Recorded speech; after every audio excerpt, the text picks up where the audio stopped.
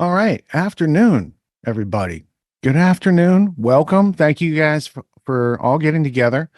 It's a bright, sunny day out there. There's a lot of things you could be doing with your time. And a couple times a year, we like to get together with some of my friends and colleagues and help to demystify what we do, to lower the bar, to help you guys close the skills gap, the work ethic gap, the confidence gap that it takes to be on this side of the screen. And I want to show you today that everybody that you are, all your favorite influencers of education that are purveying freedom related information, they're just like you with a couple little things that they did for themselves along the way that made them a little bit different and puts them on this side of the production. So, in lowering that bar, one of those things is to humanize everybody. We are not rock stars, we are not celebrities. Most of us did not choose to do this. We do it because we feel it's necessary in the world that we live in, unfortunately, that we have to spend so much time explaining the obvious to people who really have a low barrier of entry when it comes to evidence and things that they think to be true. So, all the producers today focus on freedom related content to liberate your mind, to help you get more out of your life. And I'm going to be asking them some questions today. It's going to be just easy conversation. Nobody's on the spot, nobody's under pressure. We're just going to, kind of have an interview session that demystifies and helps to disambiguate some of the things that need to be done to have a book in publication, a podcast, a video, a movie, a whole series, a conference with hundreds of people. All these sorts of things are within your skill set. And I think that we all have these dormant proclivities for self-reliance that have been covered up by the crud in our society. And these VIP, very independent producer sessions, are where we come together and we kind of shake that off and we share some of the magic that we've discovered for ourselves. And when you understand that that magic is just knowledge, understanding, wisdom, and experience coming together on a regular basis for yourself and doing things consistently, it's a lot easier for you to do. Before we go too much further, I host a course twice a year. It's called Autonomy. It's a training course for adults. The website is getautonomy.info. And we have an early bird special. We're going to start teaching at the end of March. So just a couple weeks away.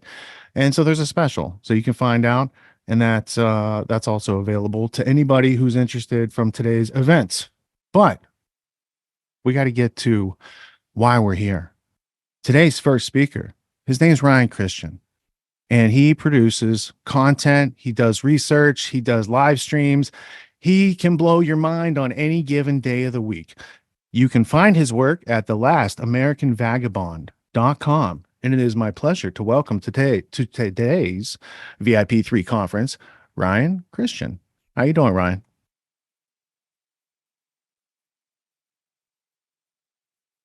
Or you're on mute. My There you fault. go. Hey, rookie mistake. See, I'm just like everybody else. We're No, doing but it live. Thanks for right. making them all Do it feel at live. home, bro.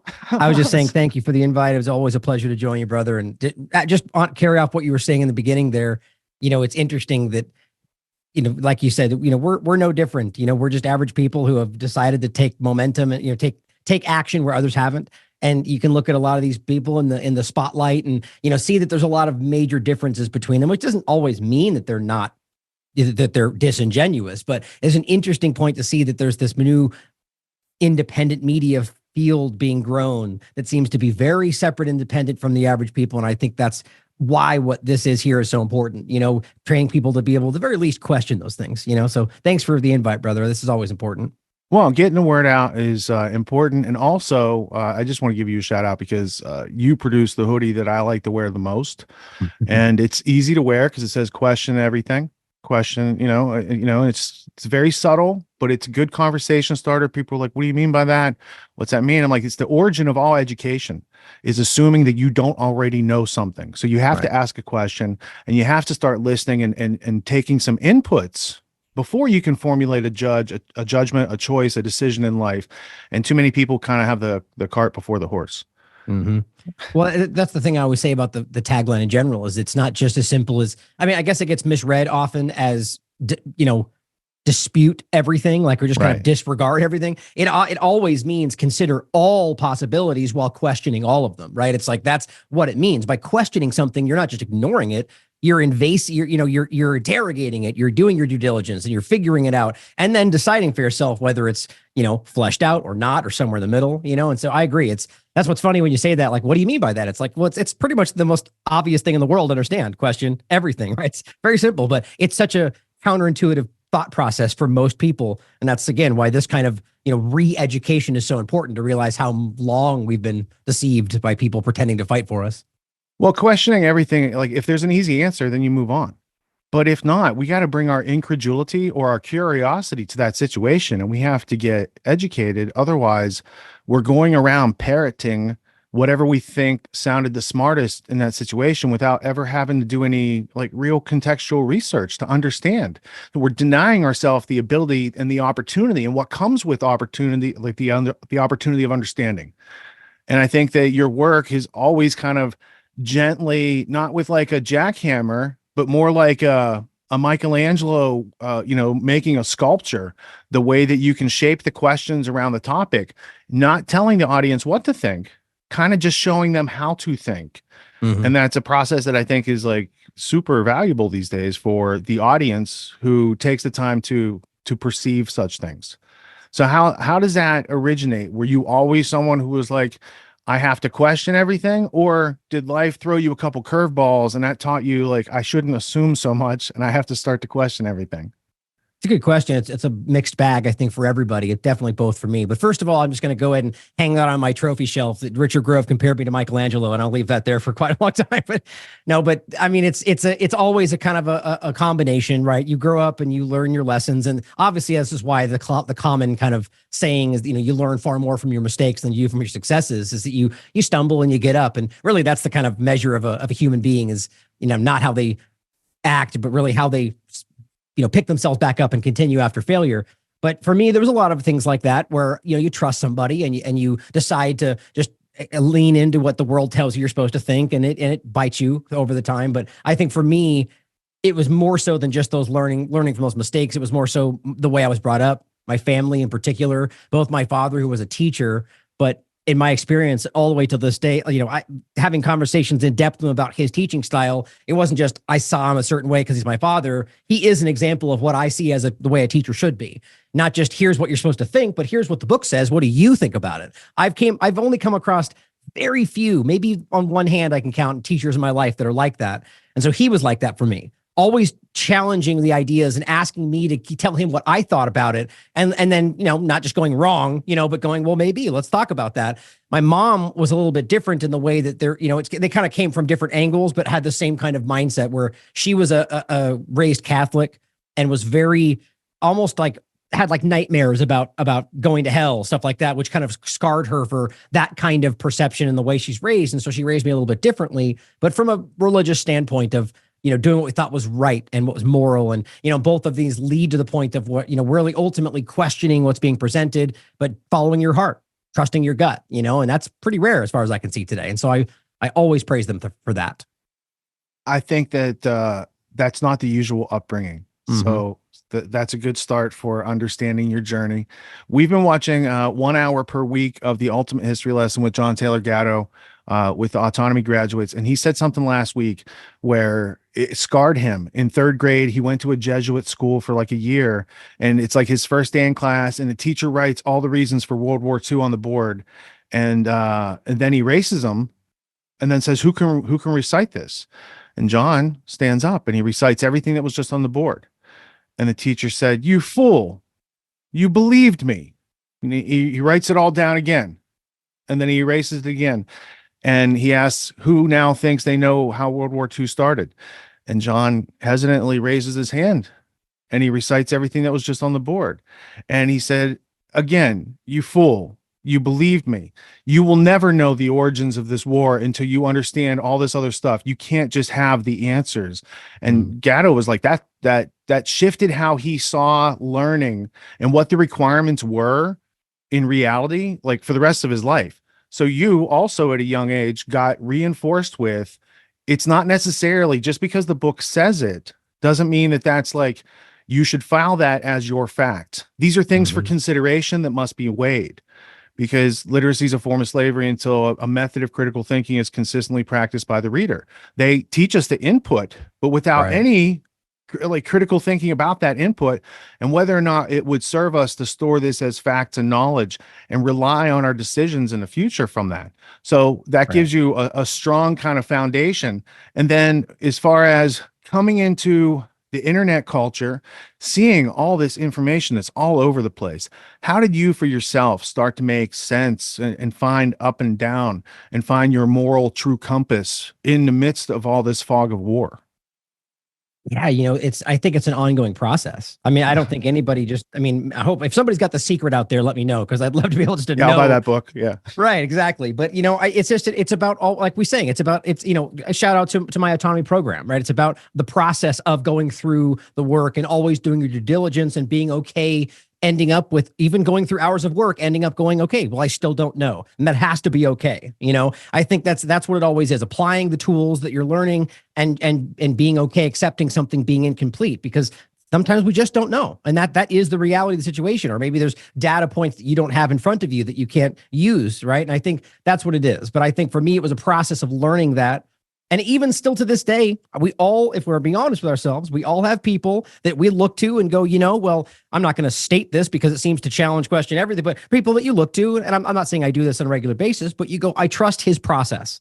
I trust that he's doing his due diligence. And if he states something online, I'm going to use that in my mind as something that carries more weight than something else. And I literally, no matter who it is, James Corbett, anybody, even though I put him up here above anybody else, I will still go, okay, I'm still going to go through the process and look at it just in case maybe he made a mistake. I make mistakes all the time, but it's that process of making, like we said at the beginning, where you stub your toe on some problem and you go, okay, all right, I'm not going to do that again. I'm going to make sure I'm a little more strict, but to your point in the beginning, it's this interesting dynamic. It's this intersection between repetition, resuscitation, or rather, is that the right way to say it? Reciting things, or being able to learn how to describe them to other people so they can learn them. But it's both, right? Because you have to be able to kind of like learn the data points. What's the definition of the word? What does this mean? And then combining that with what does the word actually mean and how do you use it in a sentence? And that's the two things. And we get stuck in this world today ask every doctor that was brought up over the last 50 years. Here's the word, this disease, and here's the pill we're supposed to give. And they'll tell you that. It's like this copy paste kind of mindset. And it's mind blowing. And that is slavery. Whether you realize it or not, that's intellectual slavery. You're being brought up to think there's an answer for everything. And one last point. Isn't that what Google said they were trying to achieve to? Right? You'll search and you'll get one answer, the right answer. Oh, so they think, right? That's what they said they were trying to achieve. And I think And the that's kind of CIA secret. said they would be successful when everything that the American public thought was not true. Exactly. Are they connected? Casey, right? Things? Yeah. Hey, the idea of trust but verify and verify then trust. So if I don't know the thing, I'm not familiar with the person, place, or thing, I'm going to verify, then that builds trust. And that's a legitimate process. But to your point, if I see something from Corbett, I'm going to trust, but I'm still going to verify. Exactly. Why am I going to verify? Am I trying to prove Corbett wrong? No, I'm trying to protect my colleagues. And if they make a mistake and I'm like, hey, here's something that might help you sharpen, your sword or strengthen your shield out there on the battlefield, that's what I'm going to do with that. So these elements, also, when you're talking about the intellectual slavery, it's also our assumptions and things that are not true that automatically puts us into that same position. So it's through the incredulity and the curiosity to trust but verify, or verify and trust, that gets us to a place where we have a solid place to stand and good armaments to protect ourselves from untruths on the battlefield. Right. Exactly. It's about just enshrining that in a daily process and not just having it be, a side thing. Like this has to be your 1, 2, 3 step process for engaging with literally anything. And that can seem daunting. I get that, but it's realizing that you've been brought up in a lazy way, not realizing that this is more complicated. It's just the way it always should have been done. If you truly care about being objective, that's the main point. I recently got I saw it in my feed. I said, there's Kim Iverson. That looks like Ryan Christian. And I got to watch it. And everyone now, because I knew about the like financial persecution situation that you and many others of my colleagues were going through. Right. And now it's like coming to a larger audience. And how did that come together? And have you seen positive results from that? And like, congratulations for, because there's so much hard work that goes on at the top of the mountain, like digging in and doing all this stuff. And it's nice to see the trickle down when it gets to larger audiences, even if it takes a year or two or four before some of the things that are talked about make it to those wider audiences. So I'm Yeah, always excited when I see stuff like that happen. me too. I agree. I agree. I mean, I've known Kim for a while. I used to.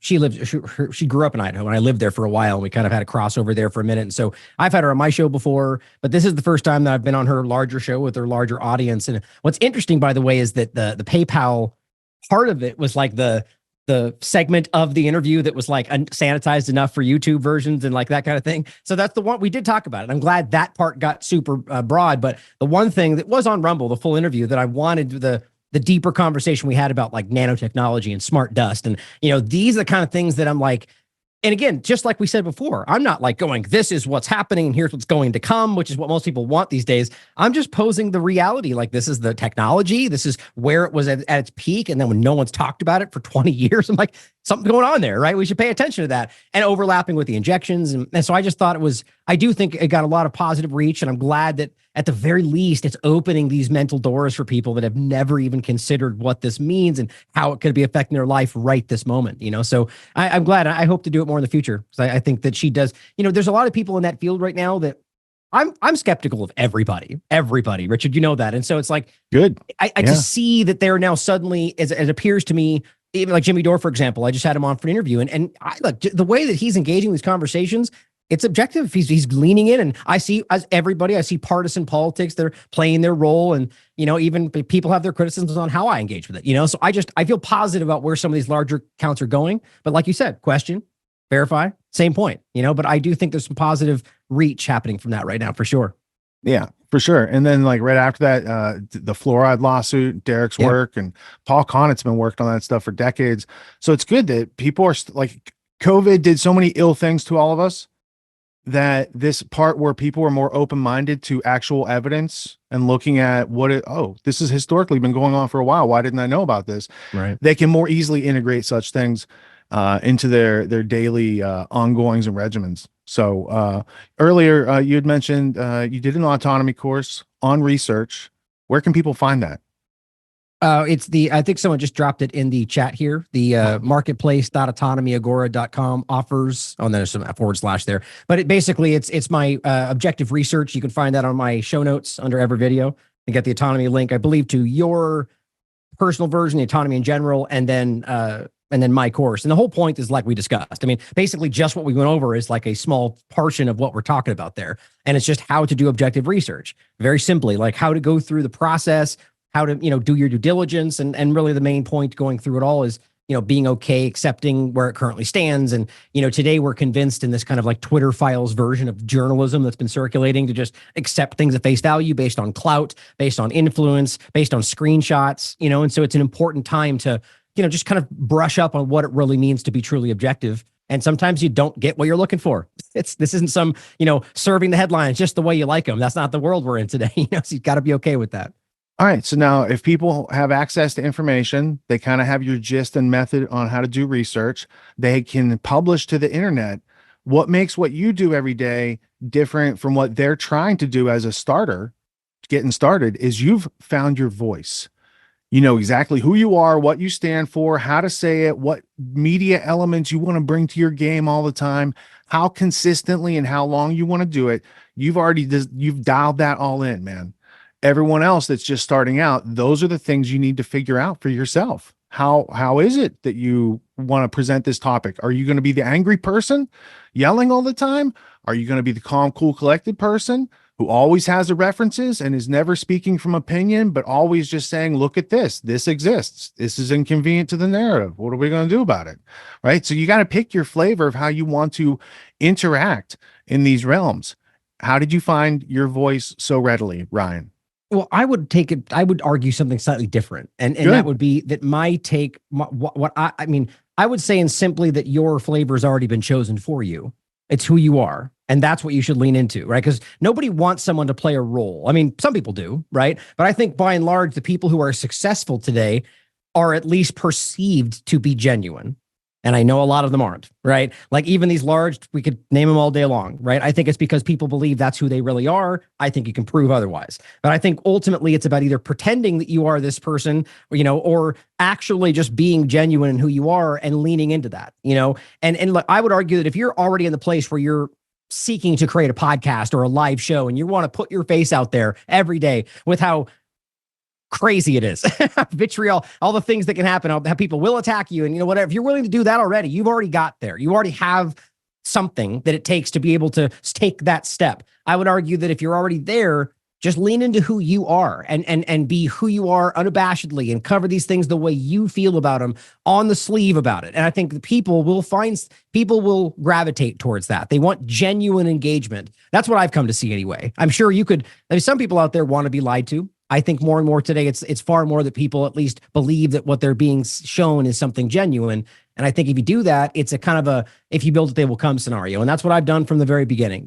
I came at this, like I said, if you go back to my earliest work, didn't the actual technical side of it, I had to learn. I'm all stiff and uncomfortable, and I didn't realize, the camera's too close, and and so you learn on the job. That's how it goes for people that aren't brought up in some multi-million-dollar studio, and then you just learn the things that you grow into, your ideology. If you don't have that kind of squared away just yet, but overall, just be yourself. I think that's the secret to this ultimately. There you go. Everyone's already got what they need, right? I agree. I really do. But I mean, look, you may not end up being successful. I honestly, I think that what is successful? Reason, Let's talk about that real quick. Is it metrics? Is it how many clicks and views you get, or how you feel about like the quality of your work as you improve as a craftsman? I think that depends on the person.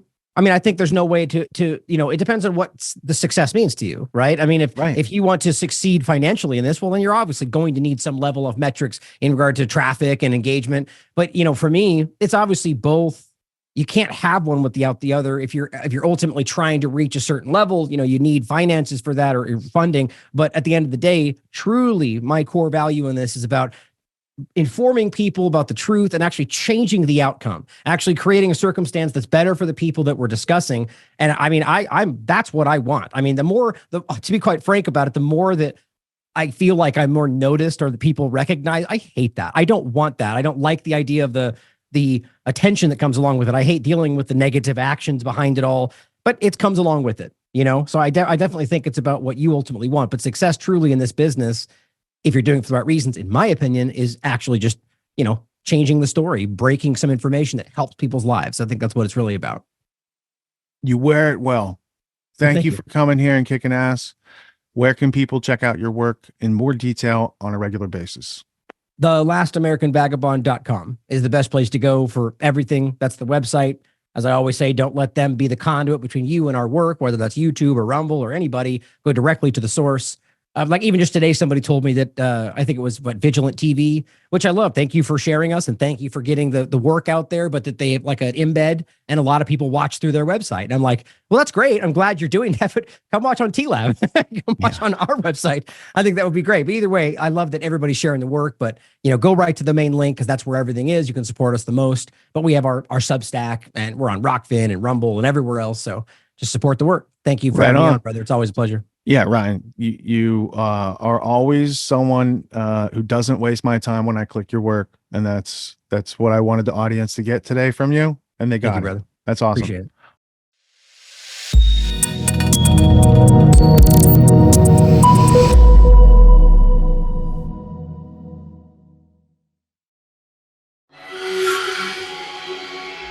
What can you do now that you could not do before joining Autonomy? That's a tough question, really. I see myself change of framework, mental framework, or a way of analyzing situations. I cannot do sales. Well, honestly, I can better tell the difference between me making excuses. I think I can think about sales and marketing and all of that stuff that I know I need to learn about. Ask for help. If I wanted to, I can record a podcast. Talk to people that I couldn't talk to, that I was afraid to talk to before.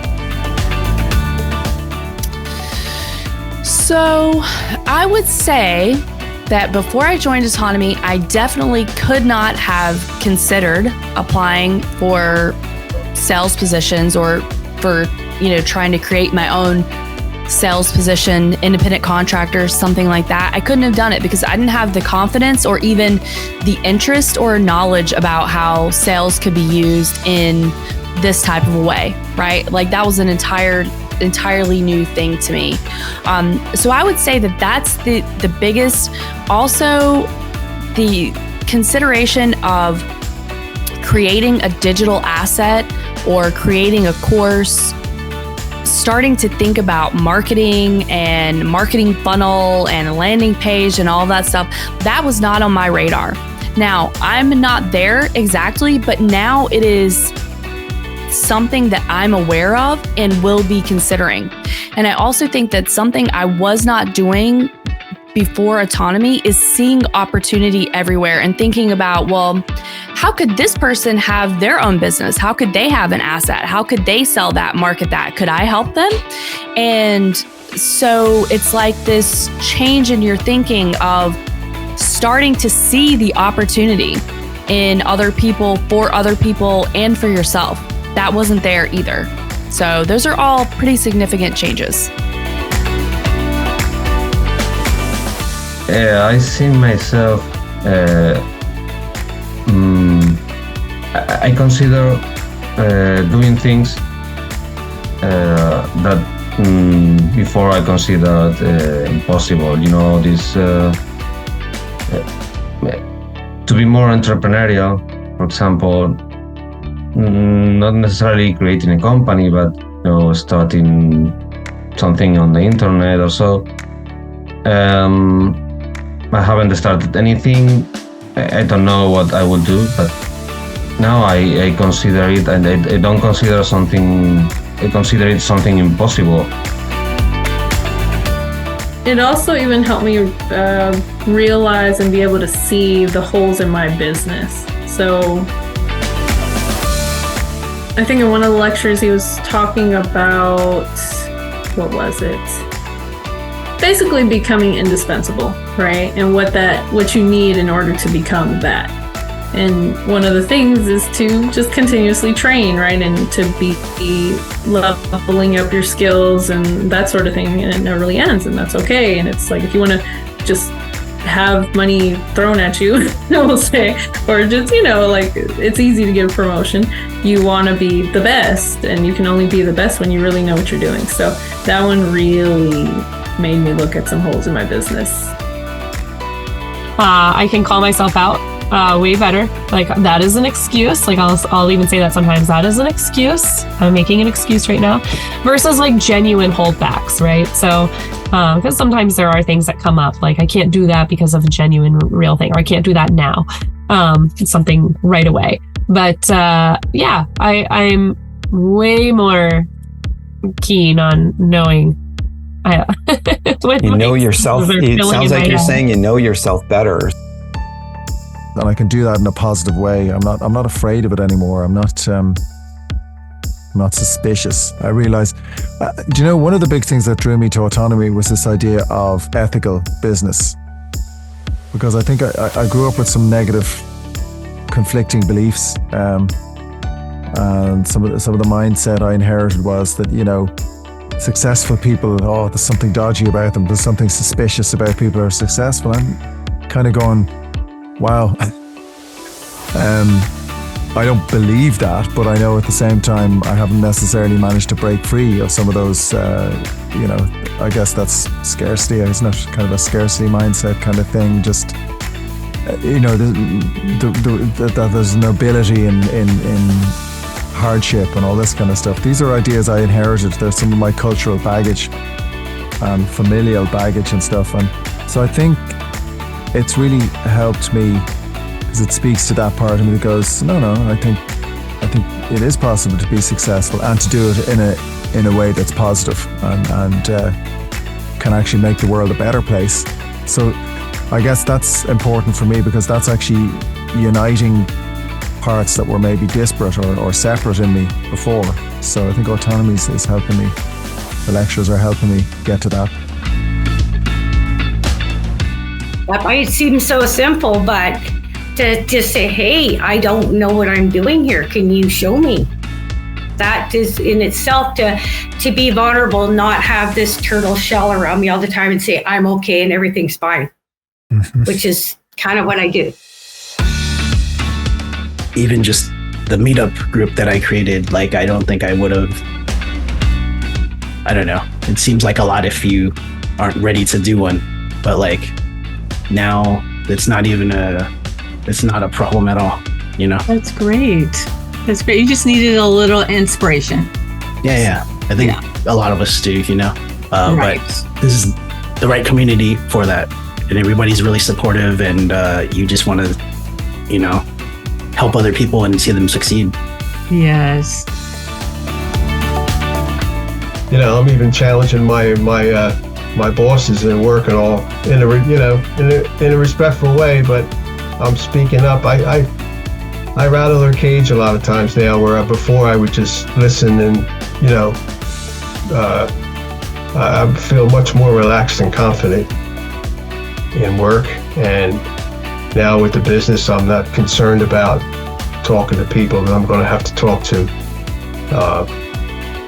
Looking forward to it. Just putting all the pieces together to get the wheels and keep the wheels in motion.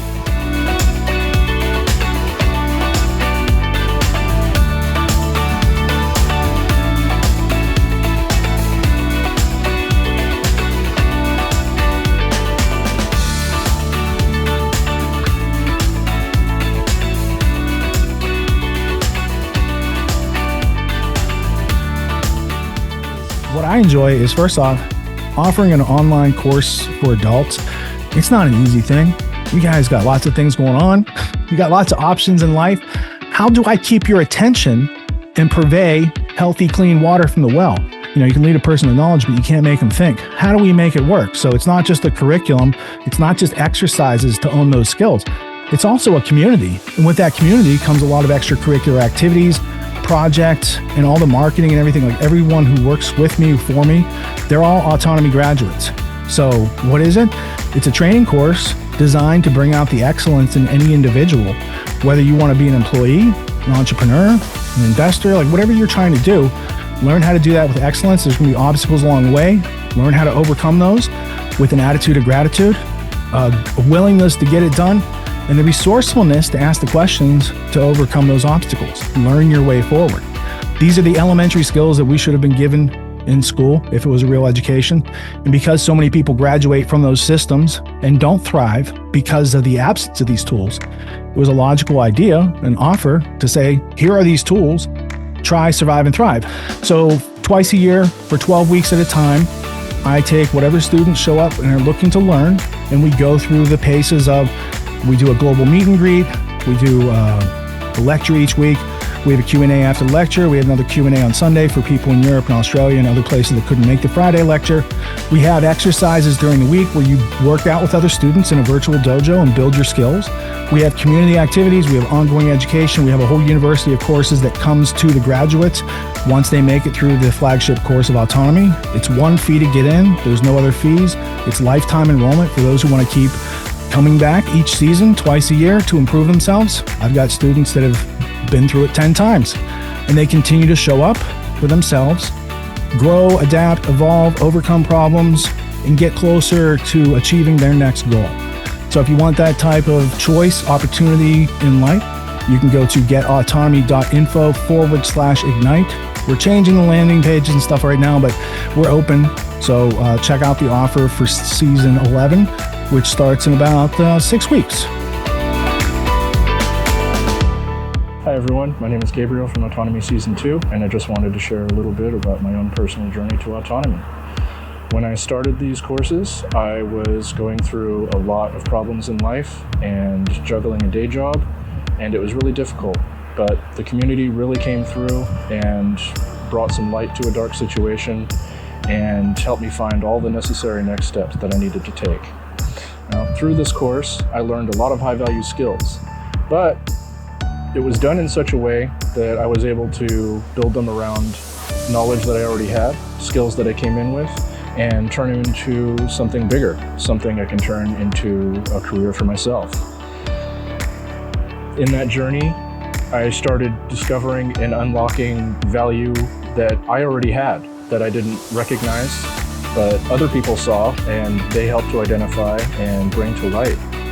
So when I walked into Autonomy Unlimited with a couple ideas, I ended up walking out with a brand new freelance career, and that was huge. And all of this is within a year of joining the first session for the course. And after that year, I've already left my day jobs behind, and I work to support Autonomy and Autonomy Unlimited anywhere possible. And I'm already moving out of the country so that I can get started on my new life and my new business that I'm building with some fellow students. And I can't be more excited for what's coming next. And I hope you can find the same for yourself with us.